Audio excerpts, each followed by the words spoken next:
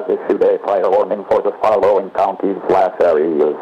Lake SD at 3:15 p.m. on October 8th, 2020, effective until 5:15 p.m. Message from IPOSCAP.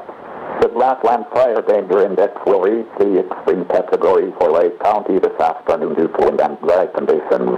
There is an automatic burn ban in Lake County when the index reaches very high or extreme.